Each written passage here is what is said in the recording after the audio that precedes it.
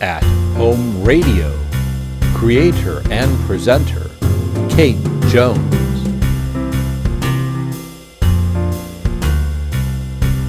Music, video, produced by Jonathan, the producer.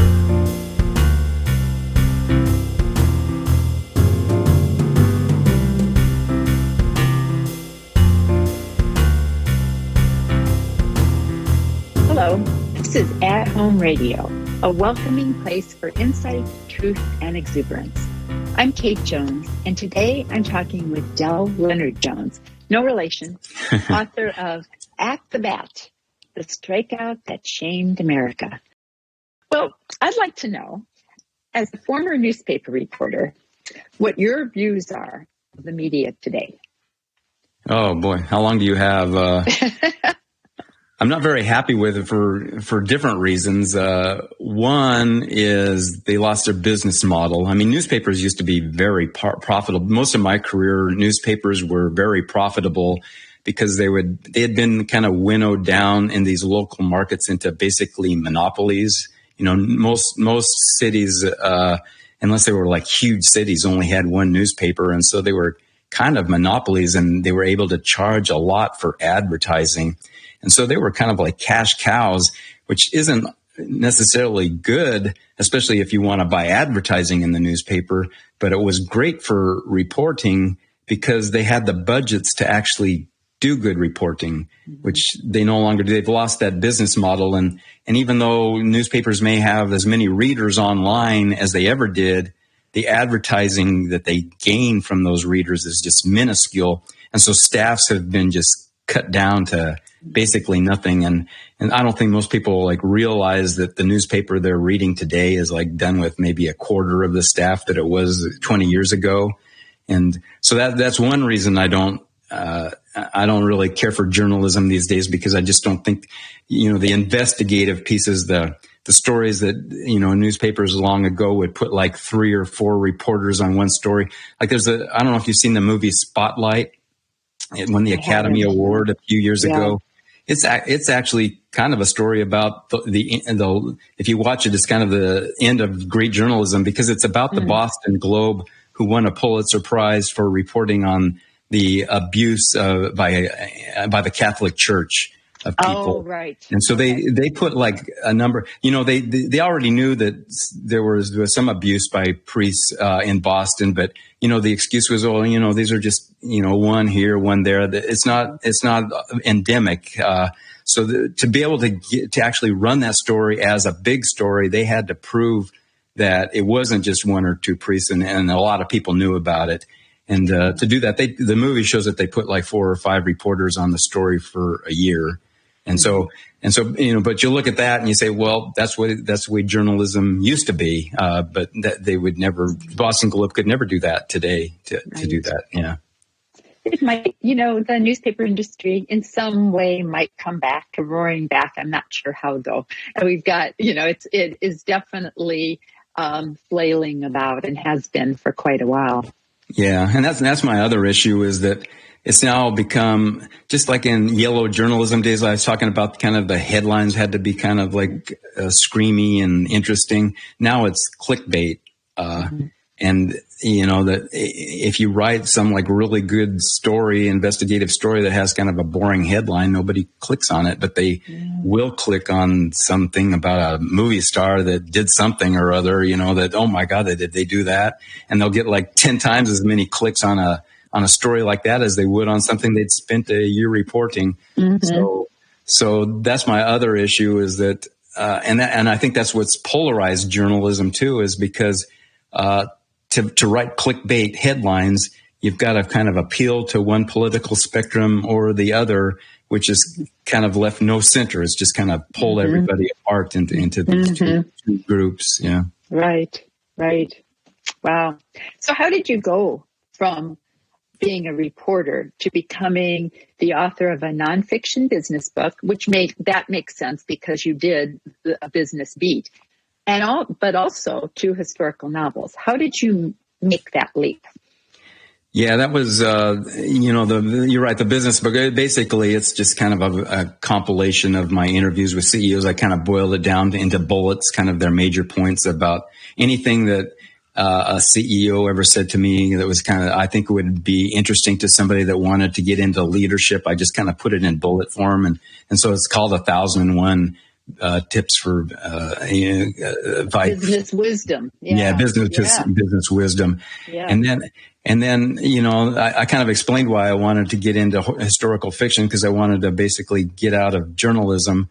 And as I researched, I knew I initially found out the poem was written in 1888. And when I started looking at that year, it turned out that 1888 was just kind of like an interesting time period in general.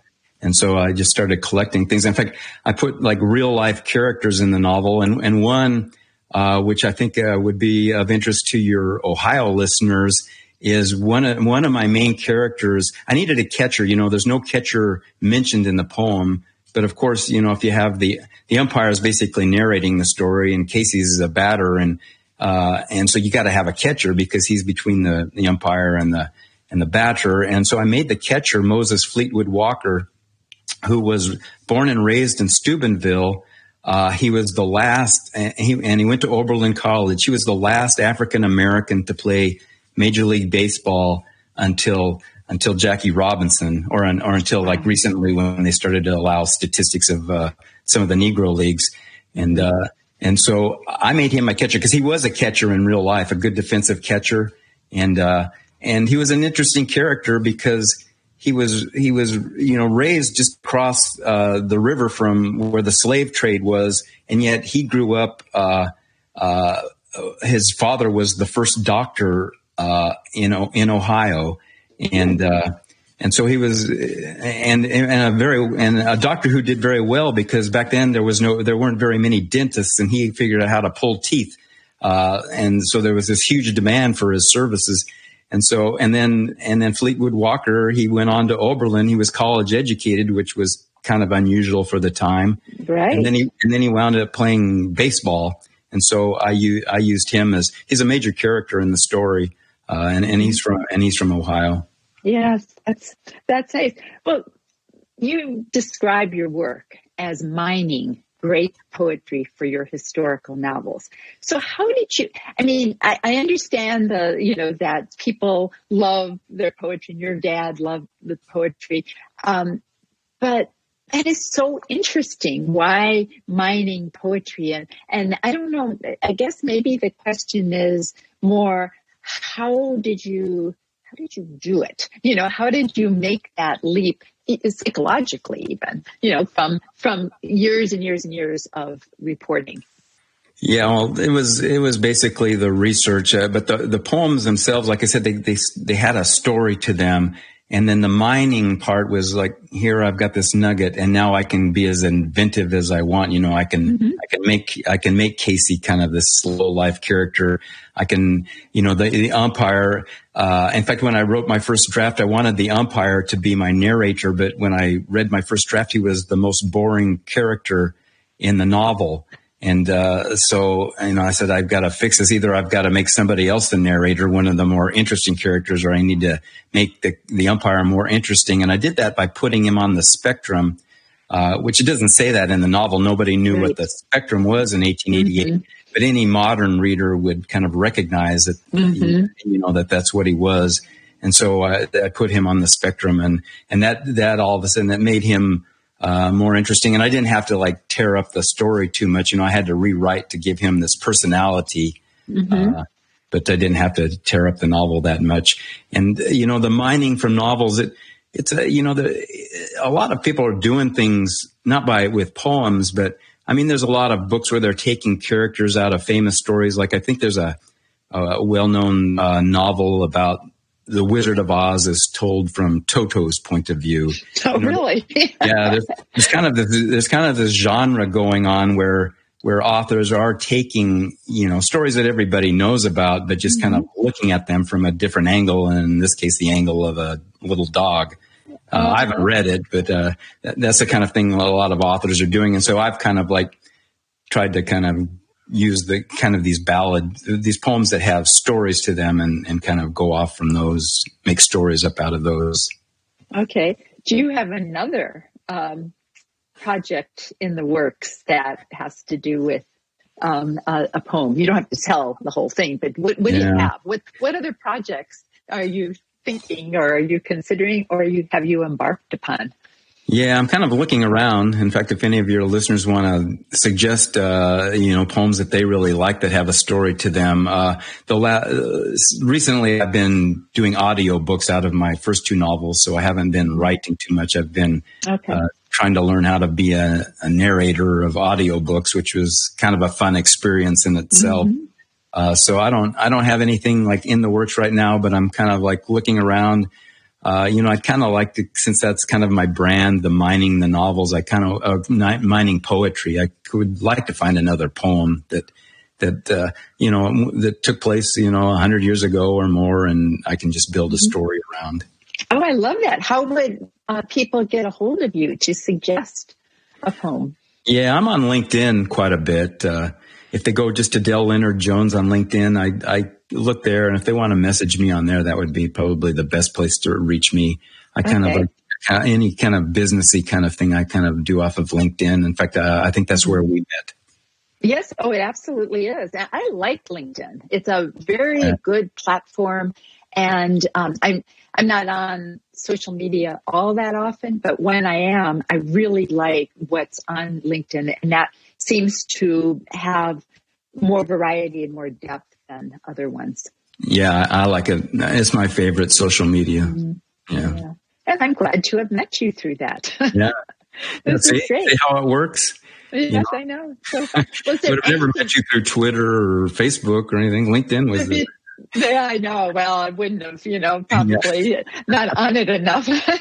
But anyway, is there anything else you'd like to say about your work or anything in general? I don't think so.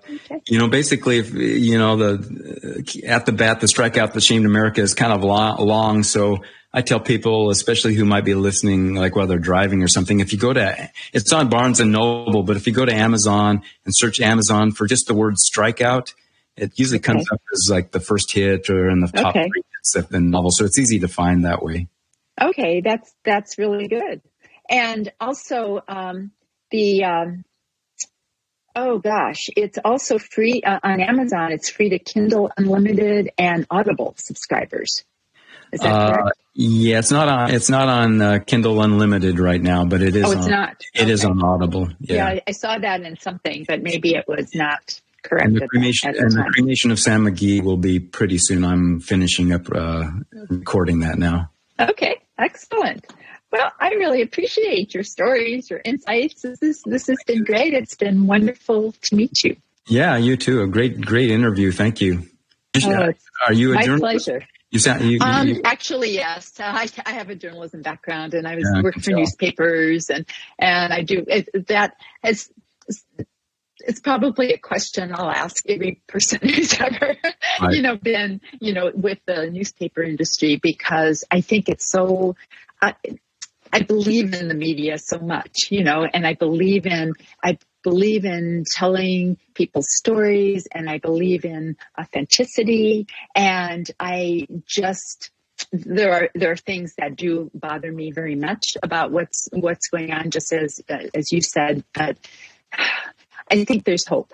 Yeah. That's what I want. I want to believe that. Yeah, I do too. Yeah. I live newspapers, and I just hate to say, I never minded that it went from print to online, it's still just words that people can read, but I never expected it to change so much. In fact, when the internet first got popular, I say, oh boy, there's going to be like really long newspaper stories now, because, you don't have to worry about buying all the newspaper. So the stories can like run on as long as they need to.